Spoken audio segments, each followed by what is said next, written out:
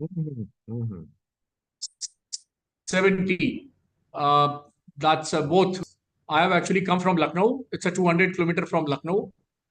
So today I have come just to attend a conference here. This is a new medical college, although they are organizing a 3 days conference. So it was first day. So nice, so nice. So और So- भाई DP Singh boss का order था तो मैंने कहा I will comply no problem. या एकदम एकदम एकदम एकदम. और आपको एक ग्रीटिंग्स और देना है कि आप सिलेक्टेड लिस्ट ऑफ जी. प्रोबेबल एम्स डायरेक्टर्स में भी आपका नाम है. इसके लिए आपको अग्रिम बधाई अभी से दे रहे हैं. वो तो अभी वो प्रीलिमिनरी शॉर्ट स्क्रीनिंग है. नहीं नहीं आप तो भाई यहाँ यहाँ गवर्निंग बॉडी में भी रहे हैं, इसलिए हम लोग को बहुत जी, अच्छा लगेगा अगर आप डायरेक्टर यहाँ हो जाइए तो. तो जो डेस्टिनी होगा आप लोगों की शुभकामनाएं जहां Good पहुंचा. evening, everybody. Yeah, good evening. Request our Dean, Dr. Professor Kamlesh Tiwari, sir, to say a few words and to start this ICP. Tiwari sir नमस्ते. तिवारी सर नमस्कार. सर म्यूट है, आप म्यूट है सर, अनम्यूट कर लीजिए. Unmute कराइए sir. Tiwari sir, yes, yes. Thank you, DP. Thank you very much. Just now, I was hearing talk of your teacher who is going to teach us resistant tuberculosis. He told me that Uttar Pradesh is opening one medical college in one district. Well, that is a very good idea. But from where are they bringing the teachers? There is shortage of teachers in every medical college. Up till now, government was not able to run the even government medical colleges because those colleges were running short of teachers. So teaching has gone, medical college has gone up, teaching has gone down. So keeping in that That is true, sir. the mind, I have started this course for those students who are not getting teaching at all in their medical colleges. So that is the purpose of this course. And this course is quite successful, going very well. So I will ask to present the case resistant tuberculosis today because that is the most relevant topic in the India nowadays.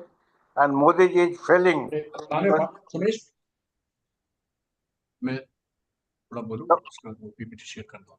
You can highlight us on mycobacterial tuberculosis and its resistance. Thank you. Thank you, sir. And today, the time that we have with us, Dr. Professor Surjkant, Professor and HOD, King George Medical College, Lucknow. And he is the respiratory king. He is a famous pulmonologist and he is delivering lectures across the country. Every town, he is very well-known pulmonologist of India. He has been National Vice Chairman of IMA-AMS. He is also the past President of Indian Chess Society, NCCP, member of governing body of AIMS Patna that Dr. Sanjay ji was talking about. He has with in his credit 18 books, 63 book chapters, and 400 research papers. 400 is a record.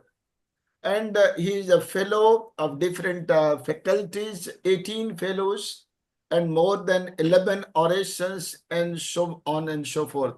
And so this learned teacher, we are going to learn from him the very important topic that is drug-resistant tuberculosis, and that is the Ebola in wings. And there are many adjectives that we are hearing about this MDR, and despite our best efforts, so whatever outcome we are getting, that we are going to learn from Dr. Surjkant. Over to our Professor Surjkant about this topic of drug-resistant tuberculosis. Sir. Thank you, Dr. DP Singh. Sabhi ko namaste. And at the outset, I want to thanks and congratulate the leadership of the Association of Physicians of India, the dynamic President, Dr. Jyotirmay Pal, and of course, our another friend, Dr. Agam Bora, who is the secretary of the association, Dean of the Indian College of Physicians, Dr. Kamlesh Tiwari, who has rightly mentioned that medical college number is going up, faculty is going down. So I think this API has to take the charge that they can teach in another extra role of API. So I think Indian College of Physicians doing wonderful job, great gesture for our young physicians who are in the medical college. So they can be given a nationwide flavor of the various faculty members. So I think you may be in one medical college, but you can get the flavor of the nationwide faculty member from north to south, east to west. So that's a wonderful idea. Thank you very much, sir. Congratulations, sir. And I also congratulate Dr. Girish Mathur, the Dean-elect, and of course, my elder brother, my friend, and we can have so many adjectives for him, Dr. DP Singh, who is the course director for this course. So thank you very much, sir. So now coming to the topic, that's a wonderful topic you have chosen for me. Share the slide. So I'm sharing my PPT.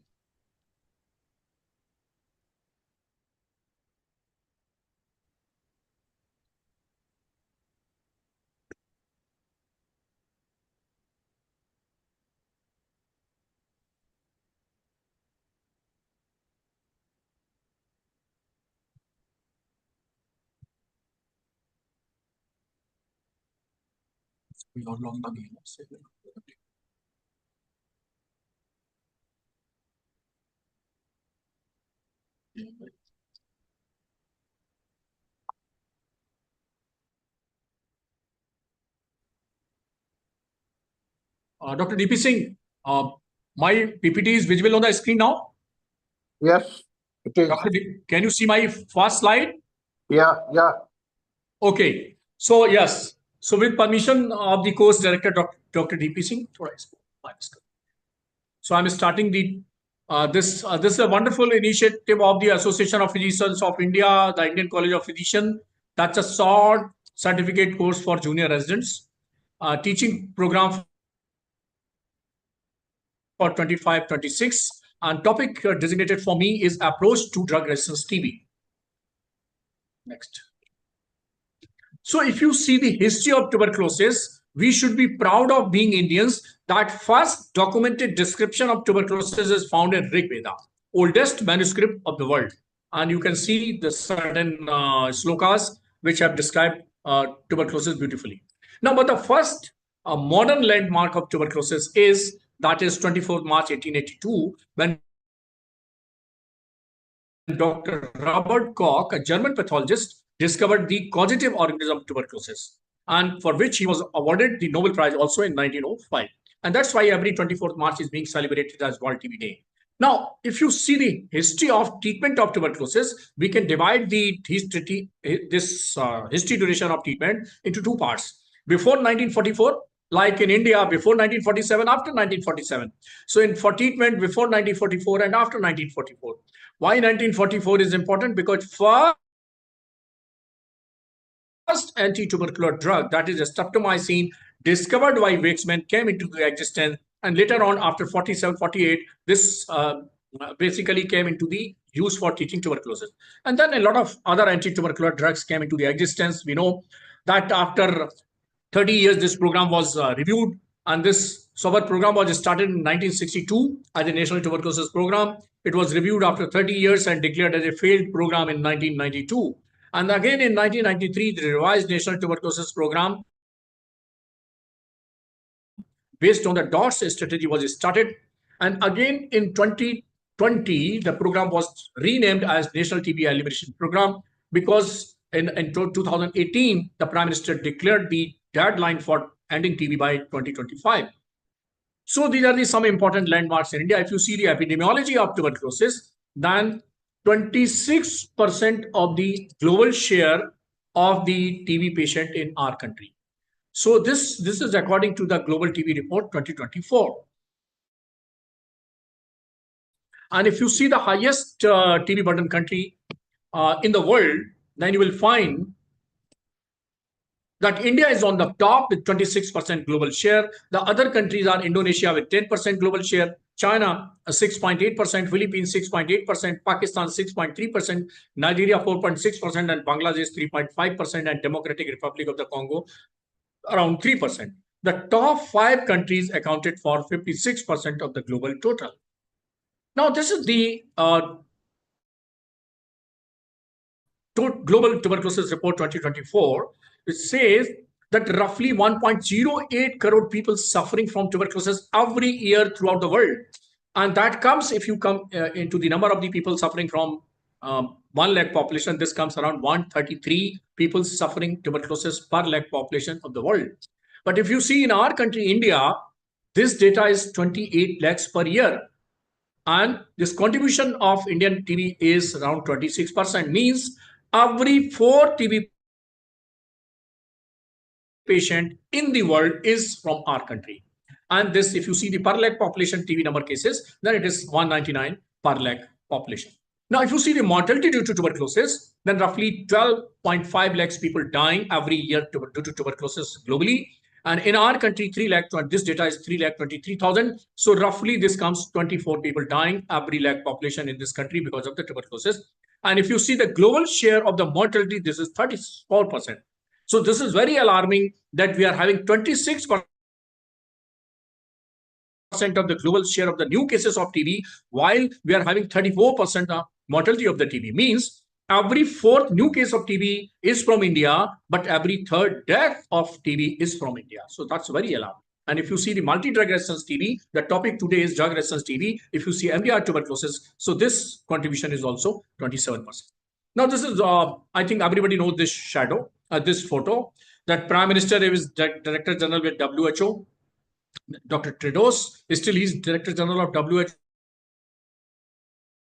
WHO. This picture is of 13 March 2018 at Vigyan Bhavan, New Delhi, when Prime Minister declared the end TB by 2025. I was fortunate enough that I was also present in Vigyan Bhavan on this occasion. And if you see, what does it mean, end TB? Does it mean that there will be no TB case in India after 2025? No, that was not the actual meaning. The target of the end TB has been defined by Sustainable Development Goal as well as another international initiative of end TB. What does it mean? There are 3 criteria for end TB. What are these? The first criteria is reduction in number of TB deaths as compared to 2015, that is baseline, by 90%. So 3 per lakh population. That is the target of end TB. Right now, it is 24 per lakh population. So 8-time TB reduction has to be done at the end of 2025. This is our vision. This is Prime Minister's vision. Reduction in TB incidence rate compared to 2015, that is 80%, means currently 199 per lakh population. This has to be reduced 4 times, and this should come down around 44 per lakh population. And third criteria of NTB is that TB affected family facing catastrophic costs due to TB, it should be 0%. I think if you see the three target, I'm very much optimistic now because of the nutritional support program in which the TB patient is getting 1,000 rupees as a nutritional support. So I don't think that now hardly any patient is facing or hardly family is facing the catastrophic cost due to TB. Means patient not has to invest a single rupee for the investigation of TB, for the treatment of TB, because investigations are free, treatment is free, and patient is also getting 1,000 rupees per month. So I think the third target, this has already been achieved before the end of 2025. And now we have to target on 2 criteria, that is reduction in number of TB deaths and number of new cases. So now see what's the latest situation. Now, this is the current statistics that from 199 per lakh, we have to now come down to 44 per lakh. Mortality, we have to come down to from 24 per lakh to 3 per lakh. Now, there is good news for India.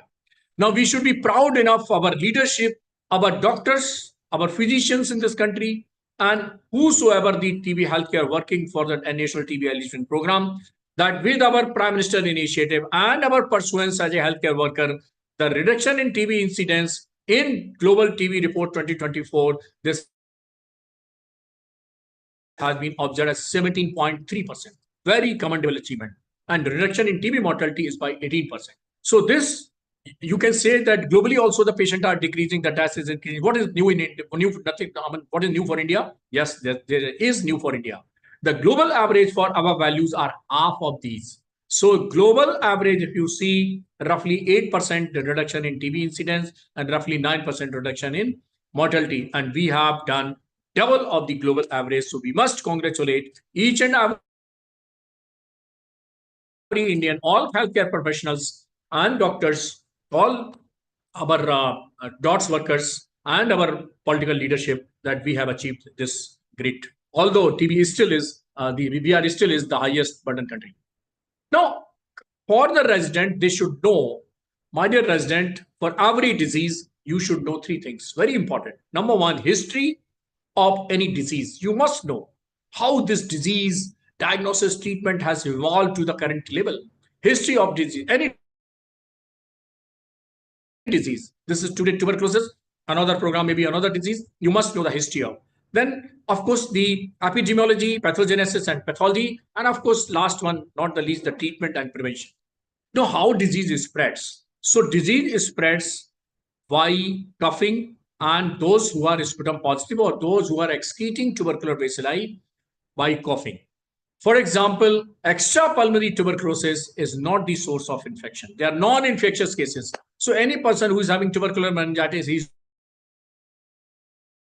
not a source of infection of TB. He can't spread TB. So don't consider as TBM or lymph node tuberculosis or abdominal tuberculosis or genital tuberculosis as a source of infection of TB. Number one.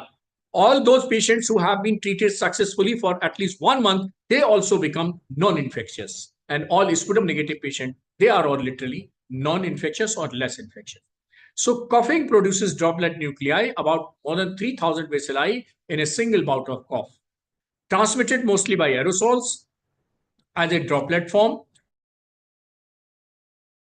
And these droplet nuclei can also be produced by talking with a minimum distance, spitting and laughing, and remain suspended. So sneezing, talking with close, and spitting and laughing and remain suspended in air for longer period. So coughing, sneezing, talking with very close space, and spitting and laughing loudly. So these are the ways and means, these are the maneuvers by which a positive sputum positive pulmonary TB patient can spread the disease to the others. Now, is there in nature doing something wrong? Yes, the God has gifted so many powerful things in the nature which can contain the infection. My dear friends, my dear residents, the direct sunlight kills tubercular bacilli in 5 minutes. Okay, indirect light kills in 6 to 8 hours. Diffuse light may survive these bacilli up to 8 to 10 days. And in dark, dusk, and humid environment, up to about 10 months. Now consider those areas of the country which are very humid. Light, proper light is not there. Proper ventilation is not there. You see, every city has a nala. And nale kinare, there is a slum area. And that's why the tuberculosis is more prevalent, where chances of closeness, density of population is there, lack of proper ventilation, lack of proper light is there. And that's why any situation where such kind of situation is there, the population is called vulnerable, more vulnerable population for getting tuberculosis. And that's why prisons, these Kishore Sudhar Grah, Bal Sudhar Grah, and so many slum areas, the laborer colony, they are having more TB rather than the open and properly ventilated cases. Now, this is the dynamics of epidemiology, transmission of TB. Now, suppose exposure to active TB patient is there. Then what will happen? Suppose 100 persons, they have been exposed with the active TB. In a hall, 100 people are sitting and one patient is sputum positive. He coughs and he has, of course, expectorated the many tubercular bacilli, and of course, everybody bound to inhale because there was no person wearing the mask. So what will happen? Next day, all 100 will tuberculosis? No. So what is the dynamics of this exposure? That only 30% of these cases will develop infection. So exposure of the disease, infection, and active disease. There are three things, my dear friend, who you have to learn for this TB that what is the exposure, what is the infection, and what is the active disease. So only after the exposure, only 30% will develop infection, not the disease. And out of this 30%, 90% individuals develop latent TB, that is called an active form of disease, and only 10% individuals develop active tuberculosis in their lifetime, not next day. So hence there are only 3% chances of developing an active disease after an exposure to a TB patient. So TB से डरने की कोई बात नहीं है, बचने की बात. Now, however, certain group of, अभी हमने कहा, only 3% will develop active disease, that is in their lifetime. However, there are certain group of people are having higher risk of active TB after TB infection. For example, HIV 50 times more than the normal healthy individuals. Malnutrition 10 times. Diabetes and other immunocompromised 4 to 8 times. Smokers 2.5 times. So these are the some vulnerable population where the chances of getting active disease are higher than the normal. Now, what is presumptive pulmonary TB? Now, I'm coming to the drug-resistant TB. Before that, I'm just refreshing your memory, my dear friends, of your MBBS, that what is presumptive pulmonary TB case? It refers to a person with any of these symptoms and signs suggestive of TB, including cough for more than 2 weeks, fever for more than 2 weeks, significant weight loss, hemoptysis, any abnormality in chest X-ray. Now, these are the pictorial presentation of the symptoms of tuberculosis.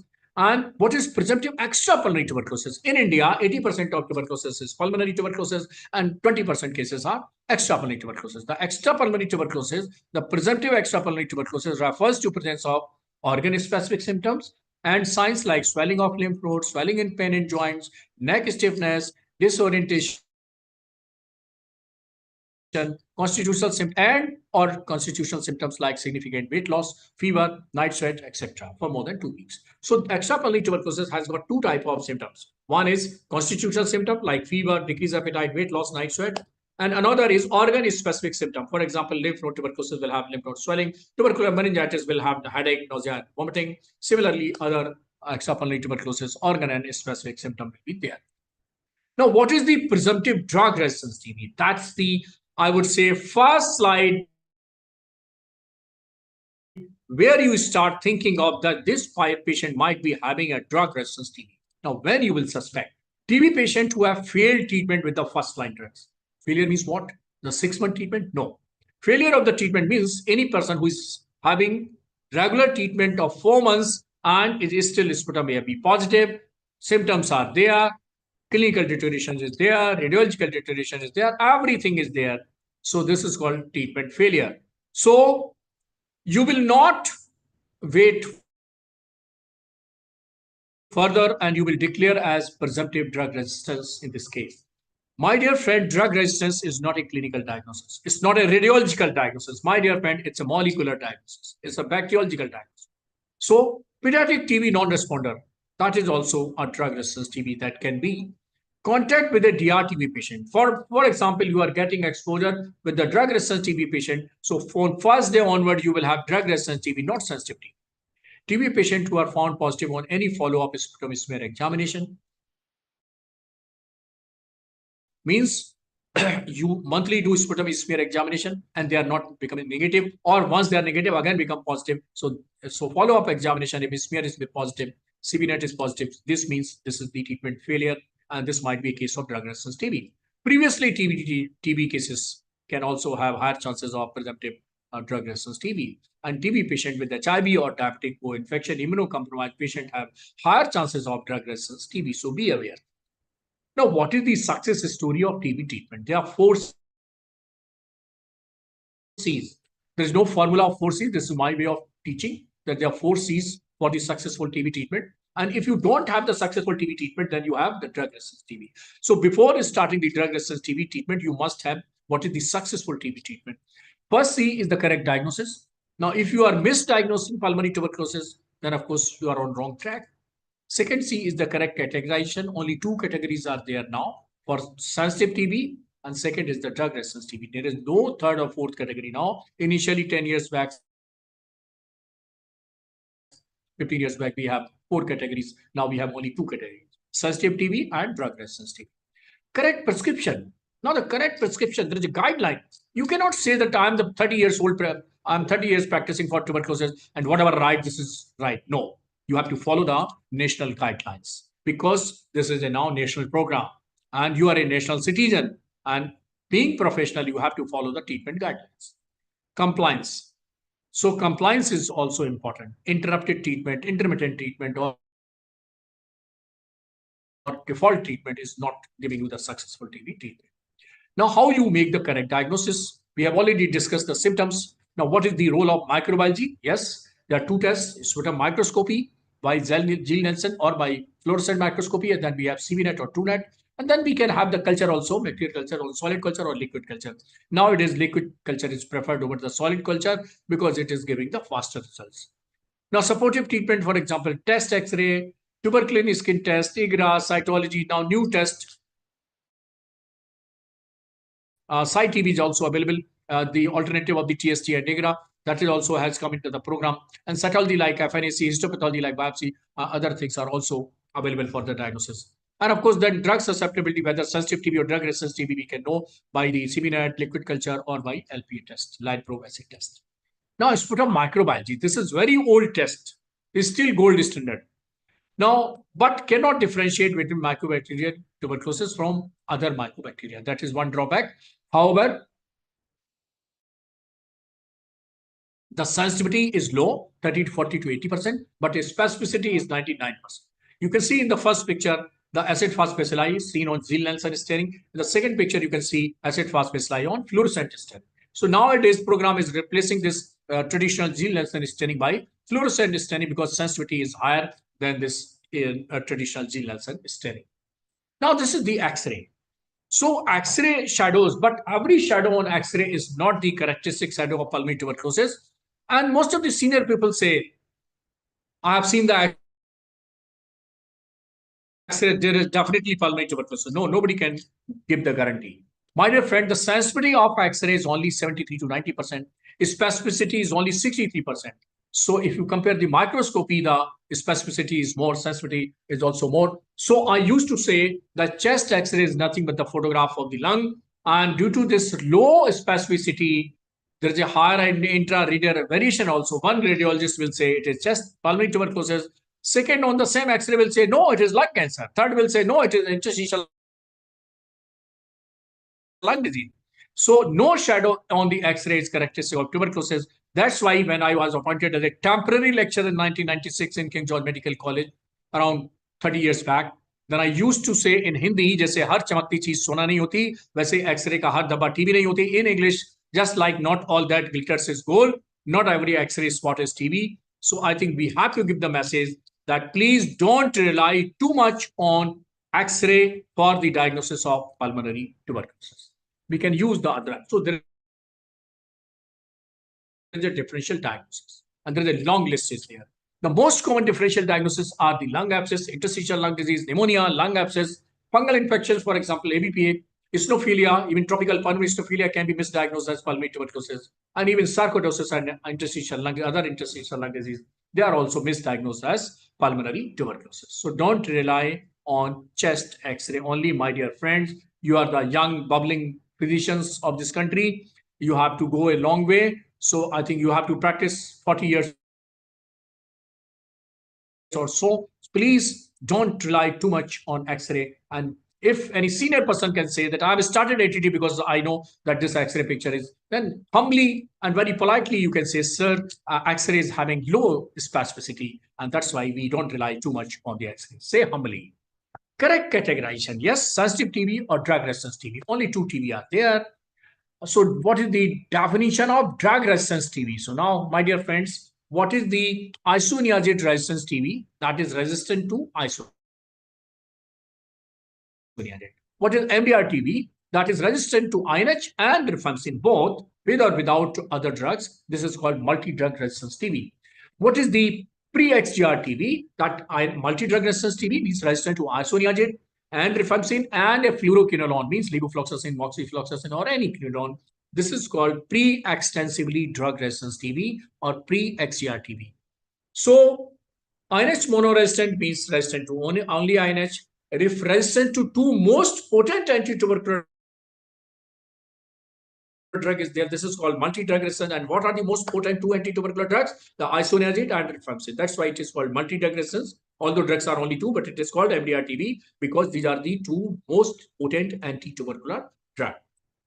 And there is no anti-tubercular regimen for the sensitive TB without isoniazid or rifampicin. That's why it is called MDR-TB. And then pre-XDR-TB means MDR-TB plus resistance to a fluoroquinolone. Another fourth category of drug resistance is called the XDR-TB or extensively drug resistant TB, which means resistance to isoniazid, resistant to rifampicin, resistant to fluoroquinolone, and resistant to either bedaquiline or linezolid. These are the new anti-tubercular drugs. My dear friends, especially I'm talking of MD medicine residents, that linezolid is widely used as an antibiotic. My dear friend, after this lecture, tomorrow onwards, please hesitate to use linezolid whenever there is a suspicion of pulmonary tuberculosis. So in pneumonia, use cautiously linezolid or any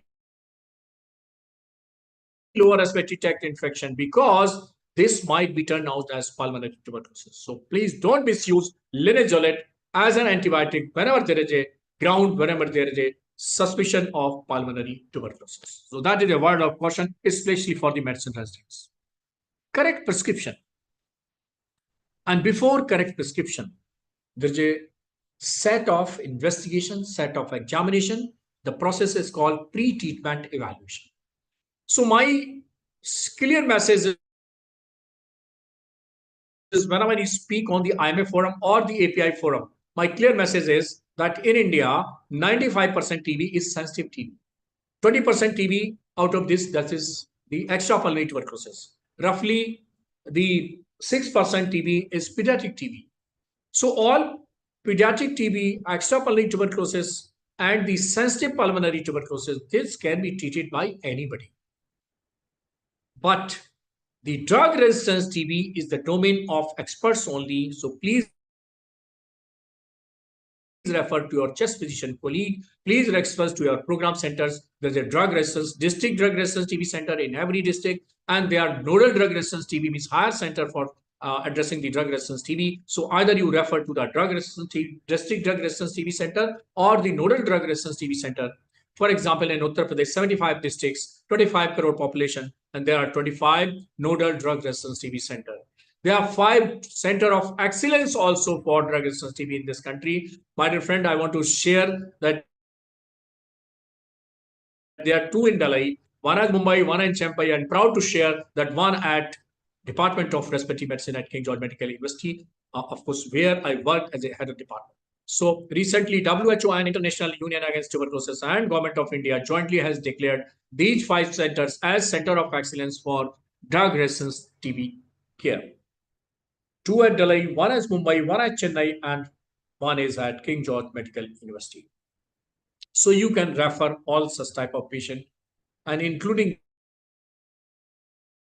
the difficult to treat TB cases to district DR TB center, district drug resistance TB center, nodal drug resistance TB center in your state, or you can refer to the center of excellences, which I mentioned, 2 at Delhi, that is NITRD and Rajan Babu TB Hospital, Delhi, JJ Hospital at Mumbai, Tamram at Chennai, and King George Medical University as Lucknow. So whichever center of excellence is near to you, you can refer to this patient. Difficult to treat TB and the important XDR TB or difficult TB. So what is the pre-treatment evaluation? The history and physical examination, yes, including the history of previous drug use, alcohol use, smoking use, substance use, family planning methods, etc. Previous history of because starting anti-tubercular treatment, you must know the female is pregnant or not, because certain anti-tubercular drugs for drug resistant TB, they are contraindicated during pregnancy. So be cautious. You have to perform the routine urine test for a pregnant bearing age from 20 to 45 years of age. Previous history of anti-tubercular treatment taken all history is also important, especially for history of any bedaquiline use, any proteaminate, delaminate, etc. These are the new anti-tubercular drugs. Linezolid use, so defined as more than 1 month's exposure. If you have used as an antibiotic also for 4 weeks, then of course this patient is a special patient. We have to take cautious, so many precautions and so many things I will tell you later how to decide such kind of treatment. And a thorough clinical examination, then assess nutritional status, BMI, etc. Then neurological evaluation if required, then ophthalmic evaluation, visual acuity and color vision tests also required because certain anti-tubercular drugs used for drug-resistant TB, they are having very side effect as peripheral neuropathy, as sometimes seizure disorder, precipitation of seizure disorder, or some having ototoxicity and ocular toxicity also. So ENT, neurology, ophthalmic assessment should also be done. And then random blood sugar, HIV testing, CBC, liver function test, renal function test, electrolyte, because sometimes electro disturbance can occur with some anti-tubercular drugs. Then urine pregnancy test in women of reproductive age group I mentioned earlier, chest X-ray, ECG, and viral profile, viral markers should also be done if the patient presenting with jaundice. Now, how to treat TB? What is the correct prescription? So the treatment is of two types, drug-sensitive TB. The drug-sensitive TB is very simple, 4 drugs followed by 3 drugs. That is 2 months of INH rifampicin ethametol pyrazinamide, followed by 4 to 6 months of INH rifampicin ethametol. I'm not going into the detail of drug-sensitive TB treatment because today it is not the topic. We are coming to the treatment of drug-resistant TB. Now, before that, you should know what are the drugs, and WHO has made 3 groups of these anti-tubercular drugs used for drug-resistant TB. This is the WHO grouping for various anti-tubercular drugs, A, B, and C. In A, we have 2 quinolones, that is levofloxacin or moxifloxacin. We have newer anti-tubercular bedaquiline and linezolid. And in group B, so ideally the drug-resistant TB should include all 3 medication of group A. In group B, although there are different type of regimen, we will discuss later on. Add 1 or both medicine from the clofazimine, cycloserine, or terizidone. These are the 2 medicines in group B. So 3 medicine in group B, 2 medicine in group B, and in group C, these are the add-on medicine or the replacement medicine. For example, one drug is having a major adverse toxicity. You want to replace the drug, so you can replace from the group C. Delamanid, pyrazinamide, imipenem, celestine, meropenem. So they are also now anti-tubercular drug. Please be cautious whenever you are using imipenem or meropenem, amikacin, streptomycin as an antibiotic also.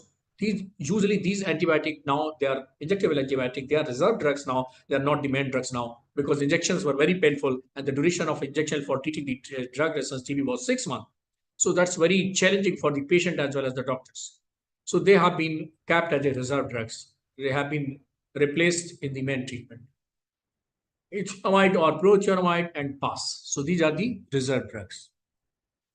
Now, what is the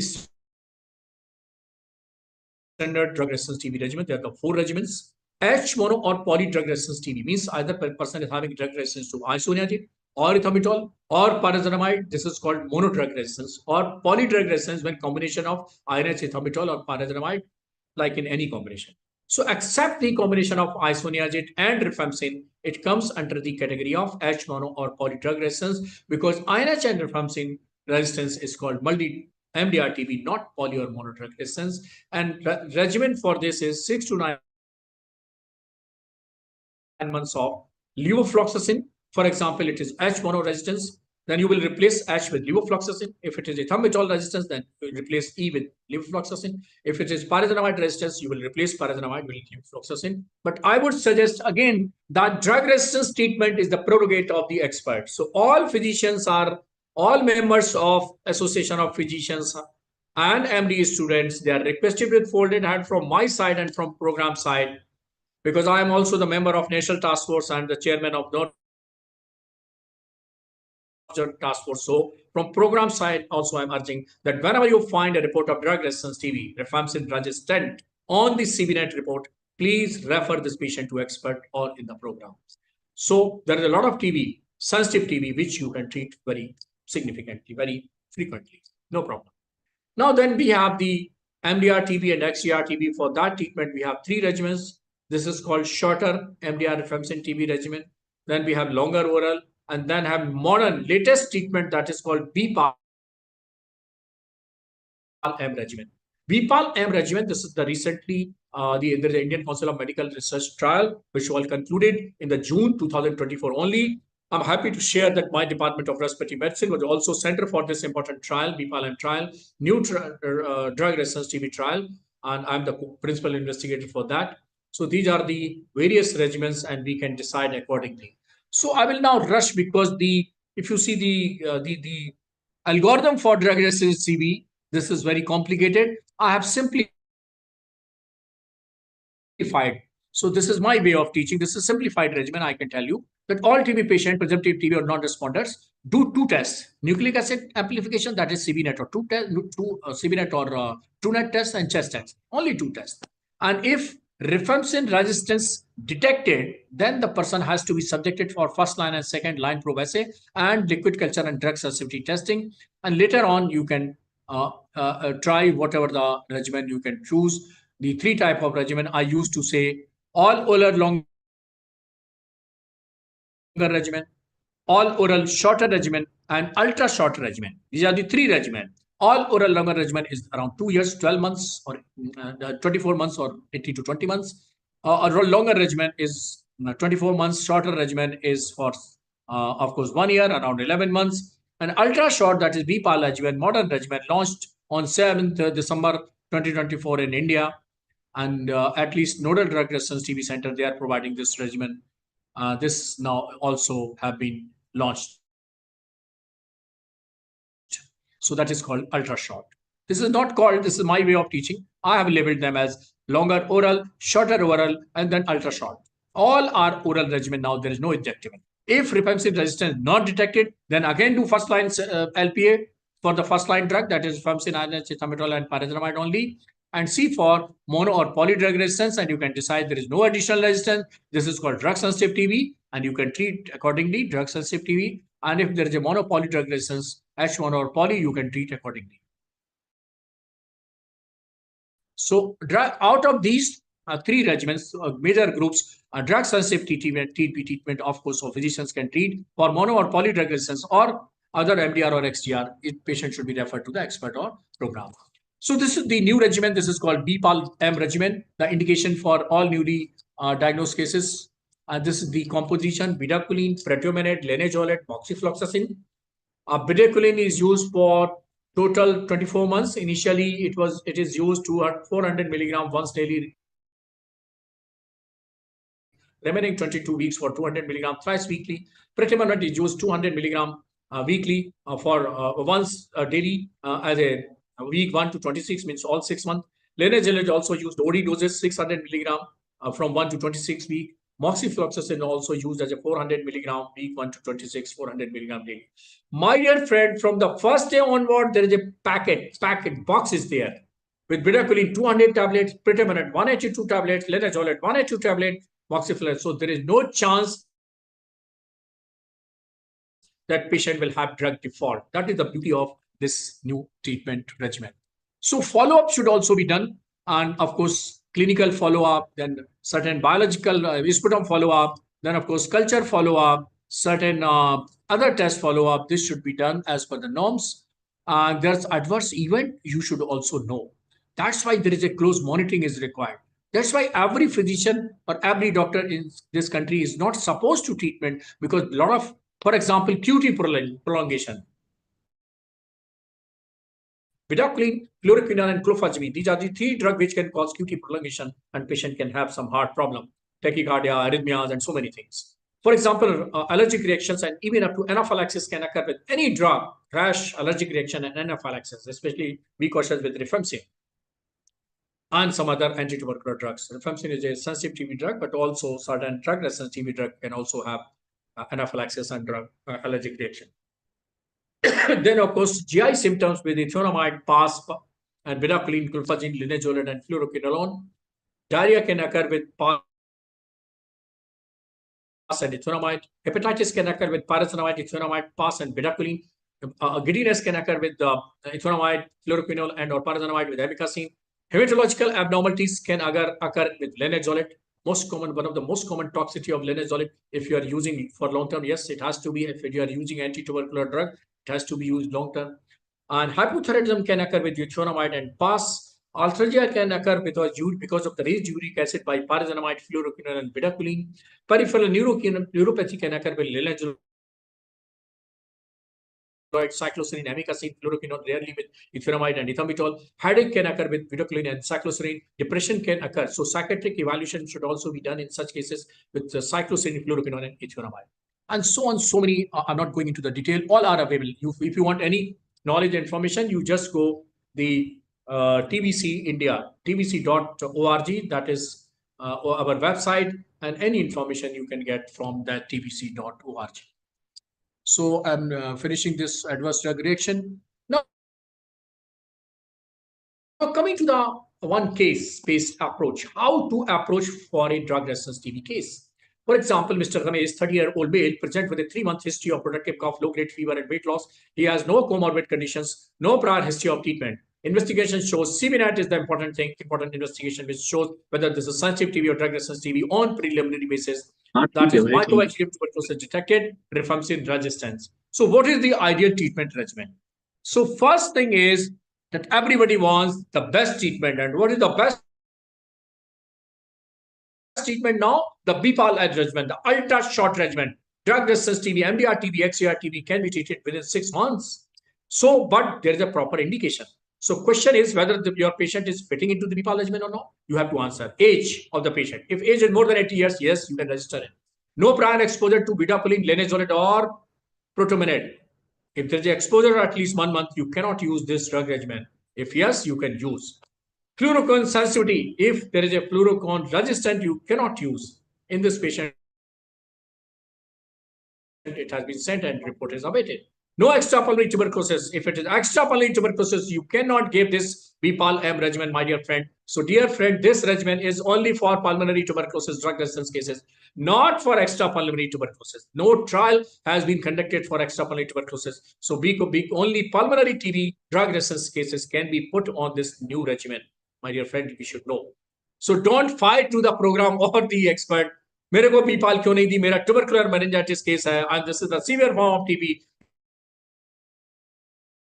He needs bedaquiline. Why don't you give the bedaquiline? My dear friend, bedaquiline can cross blood-brain barrier. This can be very good, but no trial has been done, and that's why it is not recommended in program, and he or she will not get this treatment protocol for your extrapulmonary tuberculosis cases. Non-pregnant female, yes, it can be given only to the non-pregnant because these drugs, they have not been tried in pregnancy, no trial in pregnancy. Not previously treated with MDR TB regimen. If other patient has been treated with other MDR TB regimens in the past, then this treatment, it should be a NAPE patient. NAPE patient, more than 80 years, pulmonary tuberculosis, drug resistance, no history of fluoroquine resistance, pregnancy is not there if patient is female, no history of past history of MDR TB treatment, then this patient we can put into this. Now, if patient is not fitting into this, then there is a second choice that is called shorter all oral longer regimen, which is of around 12 months, 9 to 11 months. And they also clear-cut indication. You cannot put every patient on shorter regimen also. No fluoroquine resistance should be there. You have to wait for the fluoroquine resistance. No prior exposure to bedaquiline or linezolid for more than 1 month. No severe extrapulmonary disease. Extrapulmonary, you can give this, but there should be no severe extrapulmonary disease. So you can give, cannot give. No major comorbidity with diabetes, with heart, with liver, you cannot give this. So what regimen you can give to all? That is called all oral longer regimen. There is no hindrance, no rider, but duration is 18 to 20 months. So any patient of drug resistant TB, better pulmonary, extrapulmonary tuberculosis, meningitis, any patient, this can be put very well on this regimen. So if there is no other regimen is available, or the drug sensitivity report is non-available, because you can say we don't have the facility for drug sensitivity and liquid culture. So please wait for some years more. Please put the patient on this. So all district TB centers are requested to put the patient of drug resistant TB on this. This is 18 to 20 months of duration, and design the based on drug sensitivity pattern using the group ABC, or even DST is not available, you can put the patient on this treatment. This is called all oral longer regimen. So take home patient for the regimen selection is that is start with CBNAT, confirm with line progress and first line and second line drug sensitivity test also. BPAL-M, that is the modern drug regimen, started and launched in India on 6 December 2024, is the first line for newly diagnosed TB, but there are certain eligibility criteria. If the patient is following that, this is the best regimen you can follow. you can advise. But if not, then all oral shorter regimen, the second choice. But if the criteria is not fitting, then universally you can know, even without knowing the sensitivity test, you can give the longer regimen for all patients. No standard criteria. And regular ECG, LFTs, and other regular follow-up should be done. Now, question is, what is the role of resident now? What is the role of medical college in this national TB elimination program? My dear resident, don't feel that I'm the MD medicine resident, so I have no role. You have the role. How? So now first understand what is the role of medical college. For the medical college, there is a national task force for only medical college, and around 500 medical colleges are involved with this process. This is called National Task Force at the national level, governed by the Central TB Division, Ministry of Health and Family Welfare, Government of India. And all the around 500 medical colleges are involved in this. At national level, we have 4 institutes. That is National TB Institute at Delhi, National Institute of TB and Respiratory Diseases National TB Institute NTI at Bangalore, National TB Institute of TB and Respiratory Disease at Delhi, NITIT, National Institute of the Research in Tuberculosis, Chennai, Madras, and then of course WHO. See, so Central TB the TB Division of Government of India, medical colleges, all 500 medical colleges involved in this national task force mechanism, and all the 4 institutes and WHO, they are jointly working for this national task force. And really, I'm happy to share that I'm the member of this national task force. Then there are zonal task force. We have North, South, East, West, all task force. And also I'm the chairman for the North Zone task force. So with this, and then we have a state task force, and then we have core committee at each medical college. And in this, the nodal officer are 2, the clinical as well as clinical is from usually TB chest or general medicine or other department if the pulmonary medicine department is not available. At the UG level, now there is no mandatory department of TB chest. So medicine people can have nodal officer, and even other clinical department can also work as a clinical nodal officer. And other is from community medicine. So community medicine is everywhere. And members are also from all the departments. And then what is the role of medical college? So engagement with the National TB program, all the patient care, other activities, and then the teaching and training, because you are the medical teacher, you are in medical college. So teaching, training, advocacy, awareness programs, all the part of medical college, resident as well as the faculty. Operational research is a very important program. So I think if you are medicine resident, you should ask your guide that, yes, I want to take the TB related thesis. And the one byproduct is that you can get 30,000 for the thesis from the program if your thesis get approved by the State Operational Research Committee of the State Task Force. And so we are giving the 30,000 rupees for the TB related thesis. So please explore the possibility of, and one medical college can get 1 thesis. So in other areas, for example, the and ADR management, pharmacology people can role an active role for the adverse drug reaction management. Then of course, teleradiology, telemedicine, airborne infection control measures, the planning, surveillance, and other important thing.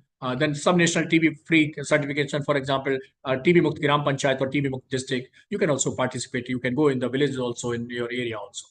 And this is the Gazette notification. What is the importance of this?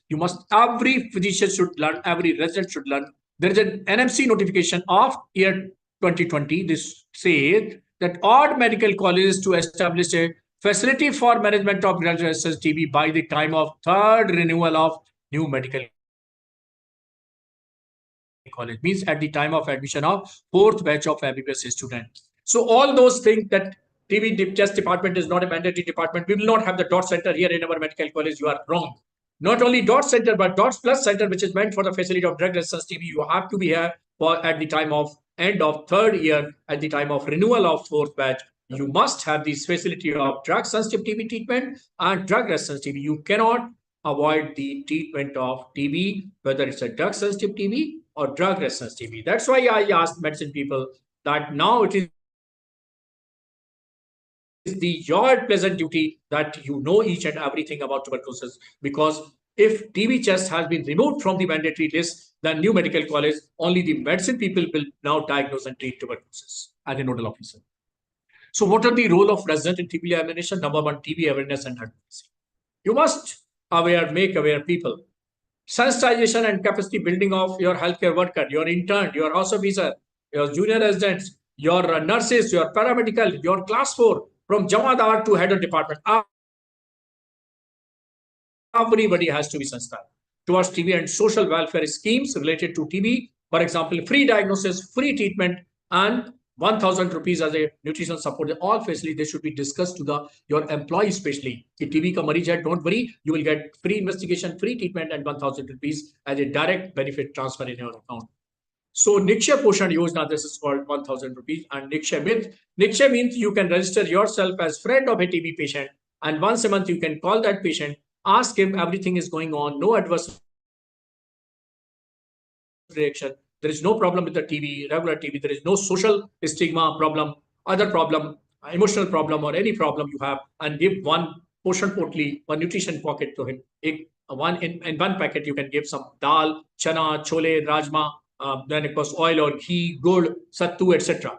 So such kind of potli you should gift every time. So this is called Nikshamit. You can go in a Nikshamit portal, and within seconds you can become Nikshamit. If you have not become Nikshamit till date, you can become Nikshamit, and you can support one TB patient. You have to just follow up 6 months, once a month, and you can give one nutrition portion potli, and you can ask interact with him. Early detection and initiation of anti-tubercular treatment with proper TB notification on the Nikshay portal. TB is a notifiable disease, my dear friend, and every TB patient should be notified. Like COVID, we have seen COVID portal for the TB vaccination.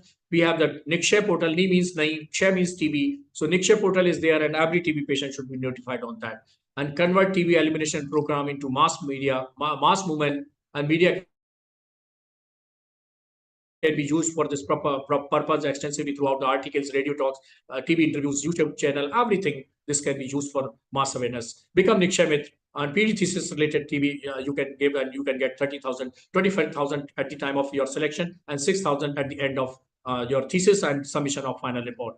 Involvement of medical college in making TB-free districts and TB-free panchayat. Now, this is the last segment of my talk. I'm just giving you a few PPT, just our contribution. Just not I'm projecting and propagating my work, but just to give some idea that what our physicians, what API people can do. So the first editorial, my dear friend, I wrote in the Journal of JIMA, Journal of Indian Medical Association, which is the largest circulated journal. So other things that I wrote, more than 150 articles related to TB only. Total books related to TB are 4. From my side, book chapters are more than 10. And editorial TB, especially in JIMA and some other journals, and principal investigator for Bipal M regimen, a clinical trial of new regimen of his ICMR. And then this is the book, my dear friend, I want to share that on the 3rd anniversary of New Education Policy, Prime Minister released 100 books, and out of the 100 books, 2 books are from my side, and 1 book is of TB. So these are the other books. This is Center of Excellence, our Department of Resistance. I said there are 5 Center of Excellence for drug resistant TB in India, and one of them is our department. We are running a difficult to treat online clinic in Uttar Pradesh, and we are having Nikshay program at Governor House. Our governor started actually this program in India first time, and then later on become part of the program. And then you can see in our medical college, governor came for the distribution of Poshan Potli. She's also releasing 1 book at that time. And this is the Nikshay Divas, our chief minister. At every 15 months, he said that you organize the Nikshay Divas, a special drive for the TB detection, and involvement of medical college by adoption of making TB-free Lucknow and TB adoption of village. And this is some TB news of that adoption. One slum area we have adopted, and certain awareness article I have also written on that TB. In nutshell, we can say that India has 20% of global TB burden, and 17.3% decline and 80% decline mortality has been assured. This is a good sign for our program. But highest risk, we have noticed that immunosuppressant, HIV, malnutrition, smoking, etc. They are high risk population. Correct dietitian, correct accreditation, correct prescription, correct compliance are the 4 C's for the successful treatment. Bipal regimen has become a new hope for the elimination of at least drug resistant TB in this country. Various universal diagnostic techniques. Everybody should be subjected for sputum for CBNet or TrueNet. This is called universal DST mandatory. So CBNet is the mandatory thing. And India targets TB elimination 25 by December 2025. So although there are 3 components I mentioned, the 3rd component is already completed. We have to fight for first 2. King George Medical University has recognized Center of Excellence. We are happy to share an active community initiative like Nishamitra Nutrition Support integral to TB elimination effort. Thank you very much for your attention. And thank you very much the Indian College of Physicians, Dr. Kamlesh Tiwari, and our the post director, Dr. DP Singh. And thank you very much API leadership, Dr. Jyotirmay Pal, our friend and dynamic president, and another friend, Dr. Agambora, who is the secretary of the association. Thank you very much. Namaste. This is all from my side. Thank you, Dr. Professor Surjikant, for your comprehensive talk, not only covering the drug-resistant tuberculosis, but also the whole gamut of tuberculosis from start to the end. And because we have got one more session, this APCON 2026, and I and myself, Dr. Sanjay, will leave and we have to join the next session. But there are many questions that you have to answer. So Yes. will you allow us to leave and you continue? Yes, you can leave for another meeting. No problem. I will go into the chat box and I will answer all the questions. No problem. Okay. Thank you very much. Thank you. I will answer all the questions. You can leave, sir. Okay. Sanjay ji, Yeah. हाँ, boss का आदेश है, जल्दी move करिए। हाँ संजय जी।